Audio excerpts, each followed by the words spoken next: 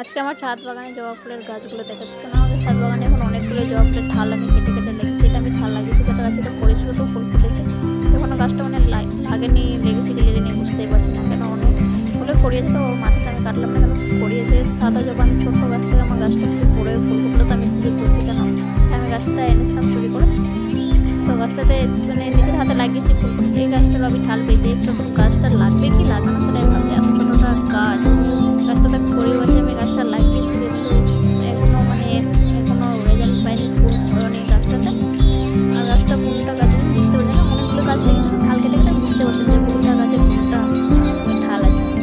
আর এটা হচ্ছে মানে জবা ফুলের মতনই লাল লাল, এটা গাছে বীজ থেকে হয় বলে, কিন্তু এখনো বীজ হয়নি গাছটা।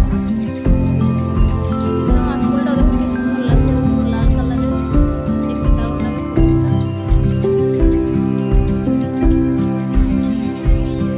আর এটা হচ্ছে আমার পিঙ্ক কালারের জবা, এটা আমি ঢাল থেকে লাগিয়েছিলাম। তো গাছটাতে ফুলও ফুটে দেখতে খুব ভালো লাগে। এই গাছটাতে ফুল ফুটতো না, কারণ আগে 3-4টা গাছ একসাথে লাগিয়েছিলাম, তো গাছটাতে একবারও ফুল ফুটতো না।